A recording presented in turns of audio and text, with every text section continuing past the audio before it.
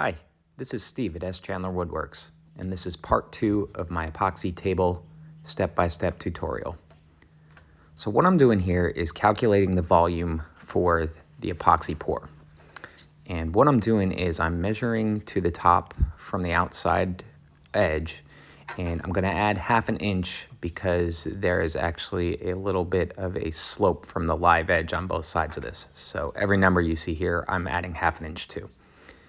And you can get these measurements, from any spot that you choose. I like to measure around the perimeter pretty regularly. For a table this size, it's going to be a total of 22 measurements. So what I'm going to do, I'm going to take all these measurements and I'm going to add them all up. And then we're going to divide that by 22. And that will be our average width of our river. Now, say I did 35 of these different measurements, same thing. Add up the 35 total measurements and then divide by 35. And that's how you get your average width. Then what we're going to do is we're going to put that into our formula and we're going to calculate pretty closely, believe it or not, how much epoxy we're going to need. So I'll spare you watching me write down every number around this whole table, but the total number we come to is 116. And like I said, we're going to divide that by 22, and that's going to give us 5.273 inches. Now we're going to measure the length of our epoxy pour. And this length is 53.5 on one side, 53.5 on the other side,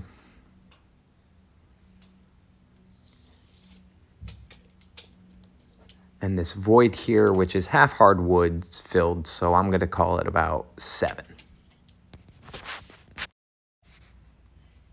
So 53.5, and 7 is 114. That's the total length of our epoxy fill. Now we're going to plug our numbers into our calculator here. So we know the average width of our epoxy fill is 5.273 inches. The total length that we got was 114 inches. And the height of the pour is 2 inches, which gives us a total gallon volume of 5.2 gallons. So 5.2 gallons in liters is 19.7. So we're going to round it up and do a 20-liter pour. And here's the formula for you to figure out the total number of liters that you'll need for your resin pour. So now you can see that black was the color that was voted the most, and I'm just adding a couple scoops into my mix here, and we're going to mix this. On camera, it's only going to be a few seconds, but I'm actually going to mix this for a good 5 to 6 minutes. And I got a scraper here to get the sides and just keep going around and just keep mixing. Even when you feel like it's mixed good, mix longer. And the next step, we're just going to let it sit for about 10 minutes. And what you can see is all the bubbles start to rise to the top. Now there's bubbles throughout this mix, but there's a good bit of them rise. And what I like to do is just take your blowtorch or your heat gun and just go real quickly over them, and that'll zap them out, and then you're ready for your pour. So as you can see, I have the table clamped down. It's actually clamped down on both sides, and that's just to prevent it from floating on the resin, which it will do. So be sure that you clamp it down. And as far as pouring, there's no wrong way to do it. I try to go at a steady pace just not to induce more bubbles.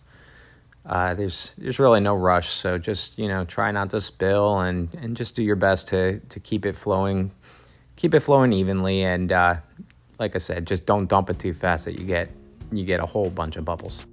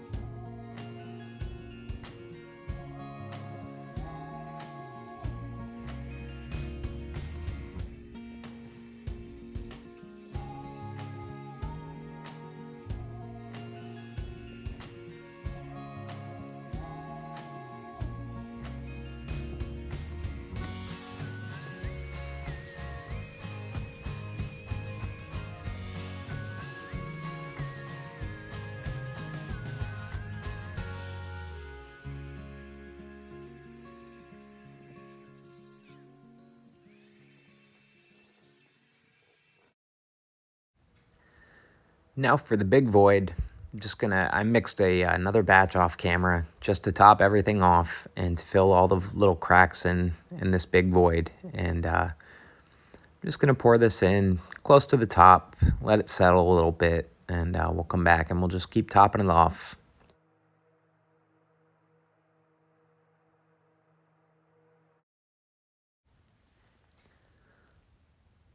To fill all the little cracks and little nooks and crannies, what I like to do is just take a plastic cup and fill it with some of the resin that's left.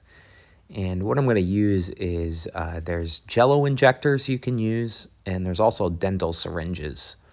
And you can get those cheap. Both of them are cheap on Amazon or eBay. And I think they work really well to get into these tight, tough to get spots. And you can see here, you just press it flat down against the surface and you force the resin down into those cracks. And it takes some going over. You'll have to go over this a bunch, and but eventually you'll get them pretty close to the top.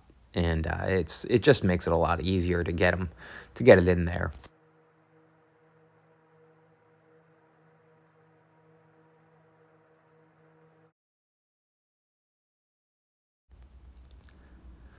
So once you get all your last of your cracks and all the little voids filled, just take your heat gun or your blowtorch and go over the surface one last time. Get all the remaining bubbles out that you can.